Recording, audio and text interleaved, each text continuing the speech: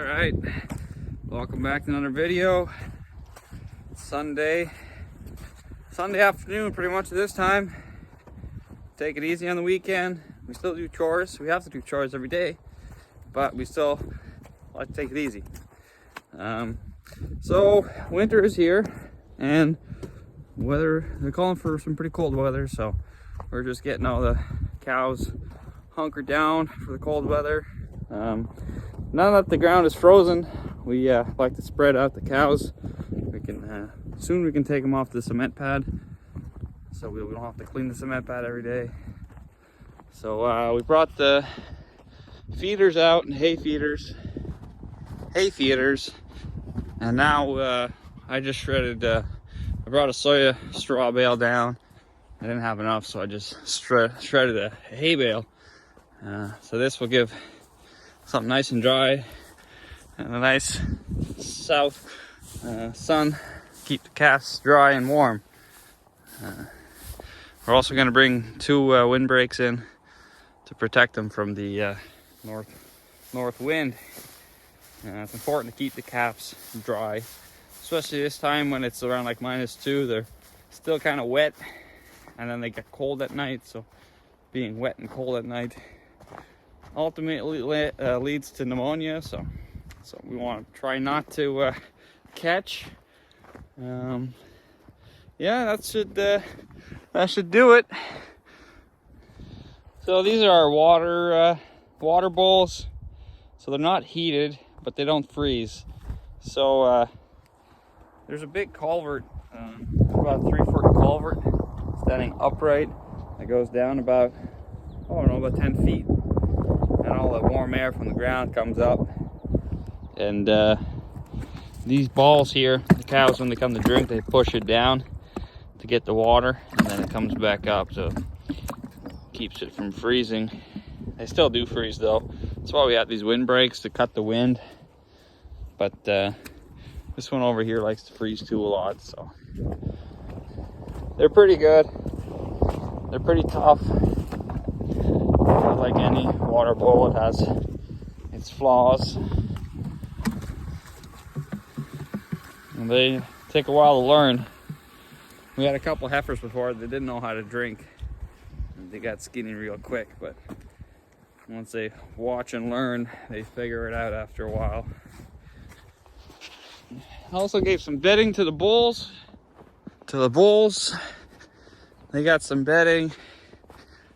Just blasted a full hay bale down, get it nice and thick.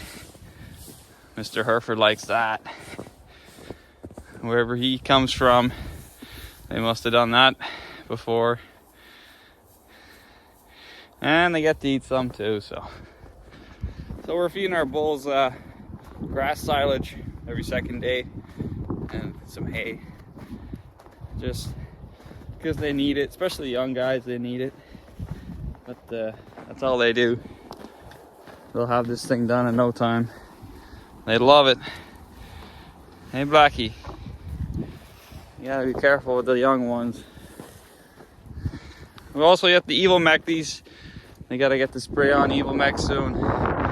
We're just waiting for Evil Mech. It's like a delicer and like a parasite repellent type of thing. You pour on the backs. We did the whole spring group. Oh, we're just waiting on some more because we ran out. And there's a lot of shortages in the industry, it seems. So we ordered 40 liters, so we don't have to worry about it for next year either. It just seems like can't get anything anymore. Everyone's backed up on everything, and if you can get something, it's twice the price. So. Alright, so we're back down here with the forks on the tractor. I just loosened up one of this windbreak. It wasn't quite frozen in, but we're gonna hook a chain onto it and yank it out of here. Try to get through these stupid narrow gates, out that way, turn around, and then come all the way down so we can put it in place. Looks like there's more snow coming. Anyways, try to get this hooked up. So these are windbreaks, if you don't know.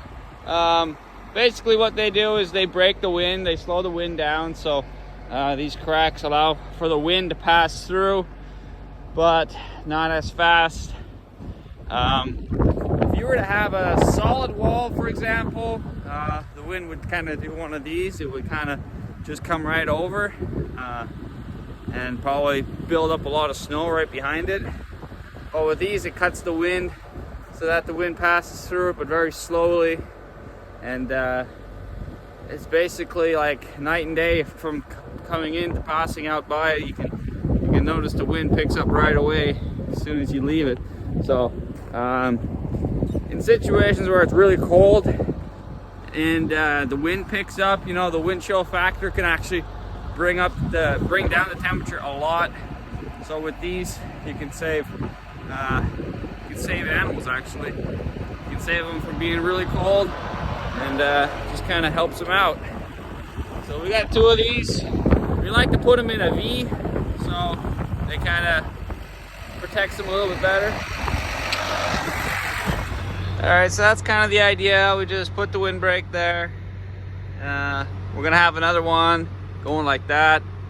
I might have to pull this one up a little bit more, but the only problem is that there's a hill here and it kind of sits a little bit low, and it doesn't give that much area, because the wind does eventually start to cone over, and it's only around here is kind of like a safe zone for them to get out of the wind. So if you have 84 head, you know, that's kind of really not enough, but it just gives them something. So I mean, at least we're trying here. All right, the second one came out pretty easy too. All right, you can hear the wind just howling through the trees here. You can see out in the distance, there's some snow flying. But where we are right now, we're doing pretty good for wind. So we have this bush covering the west, and the biggest problem is we have 180 degrees about open field in front of us. So we try to block it with these windbreaks. I did want to put one more over that way. Kind of do block the northwest wind, which is sometimes the worst. But we got wind coming from every direction, so it's never gonna be perfect. But it's just something to help them. So I rearranged them. This is what I've settled on. So I checked on my compass on my phone, and whoa, this is more of a northwest is right there, and then north is kind of like that. So they can, depending on which way they situate themselves, they can get out of the north wind or the northwest wind.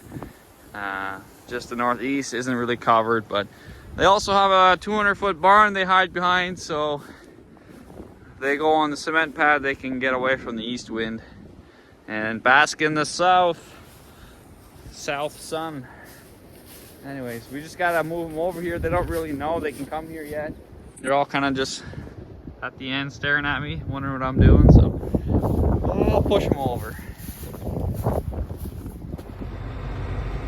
Yeah, I'll explain it when I have it upright, but this is proving to be a little more difficult than first thought. No, there she goes. No, not quite yet.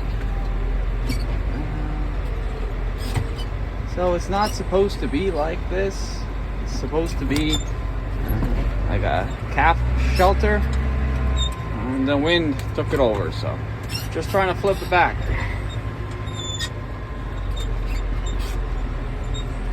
Yeah.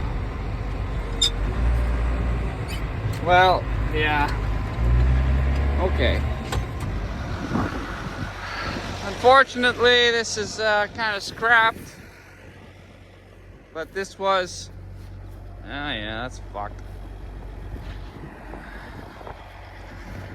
So we used to keep newborn calves in this paddock here, and we used a calf hut so that the calves could get out of the weather, well, not the cows. And this summer we had a big wind and it got flipped over, and we had another one in here too, and it ended up in the cornfield. Just tried to flip it over without breaking it, but it was already broken. The bottom beams holding it together stayed in the mud, and the rest of the roof ripped off. So this is a write-off, which will need to be cut up and burnt. I don't know if you can hear me because of the wind, but I think there's a blizzard rolling through